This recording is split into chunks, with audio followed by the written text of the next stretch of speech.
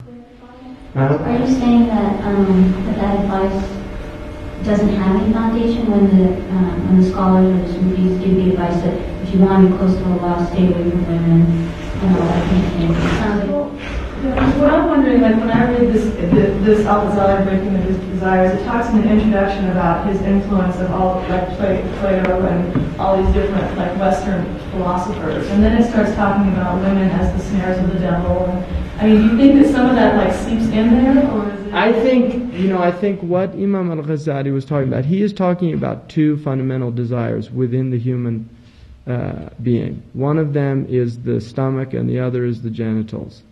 And he's saying that if we can master these, then we become masters of ourselves.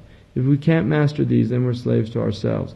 Now, for a man, those relate to, one of them relates to their desire for women. Zuyyina للناس حب الشهوات من النساء, and that's one of the things. Now, that ayah is equally as applicable to women as well, in relation to men. Right? I mean, I think that what is being said there can be equally applied for women in terms of men in relation to men. Although men definitely have a more difficult time, right, in these matters than women.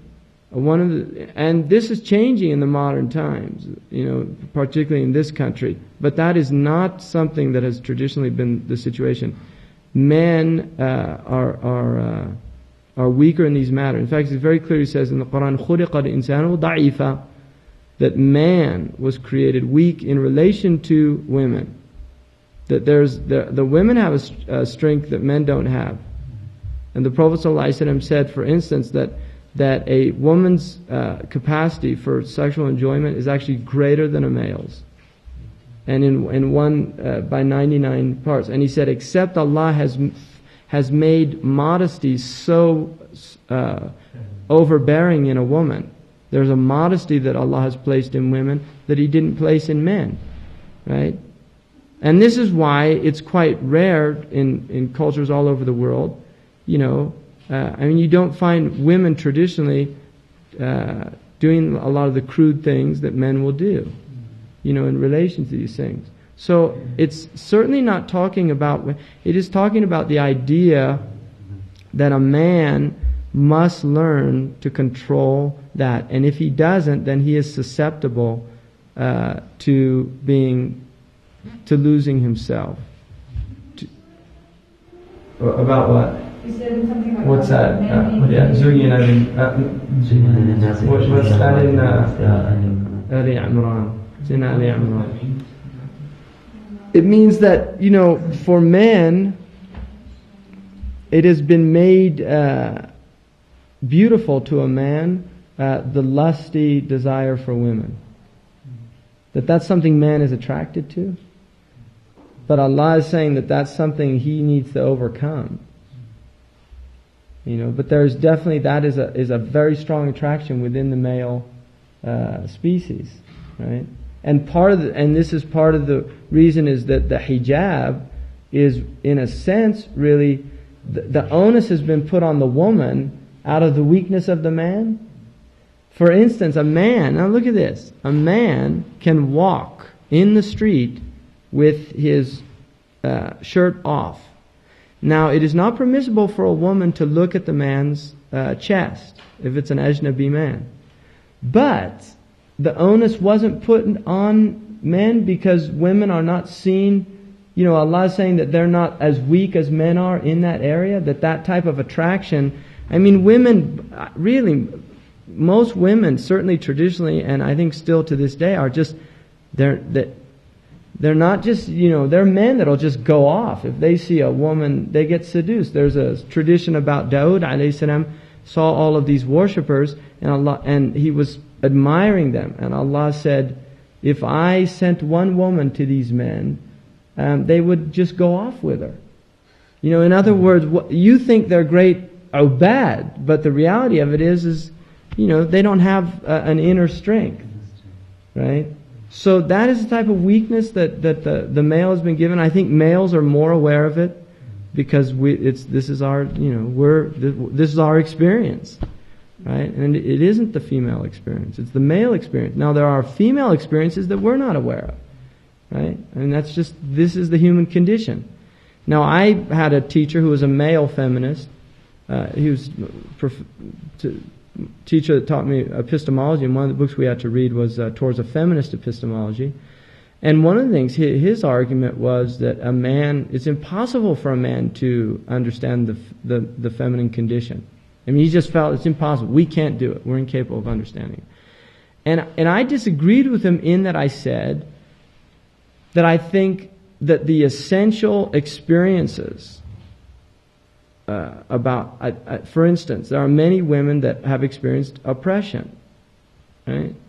Now, although I cannot experience the female experience of oppression, I know what oppression is, and I know my reaction to it because I have been oppressed, and I think everybody in this room at some time in their life has felt oppression, and they've felt the experiences that go with it, right? So we do have bonds and connections.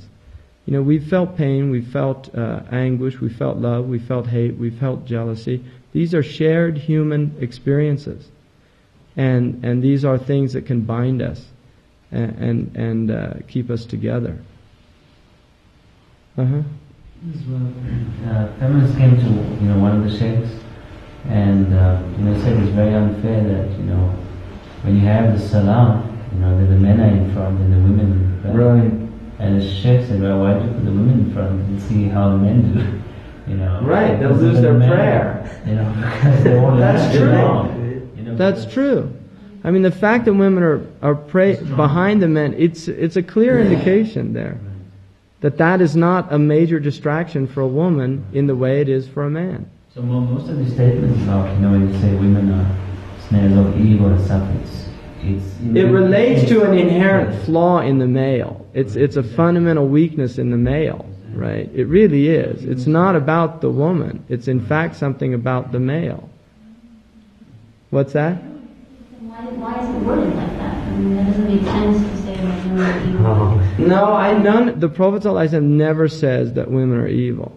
There's no... And also another thing, these are bad translations, because a lot of times they talk about shar, and I mentioned that shar in Arabic is not a moral. It has to do with more with a want than it has to do with the idea of evil. Right? I mean, I've seen this in the Muslim books, and personally it bothers me. Is al Ghazali just saying that both men and women should have purified parts before they get married? Is that what he's saying? Definitely, they should at least be on the path of attempting to purify their hearts.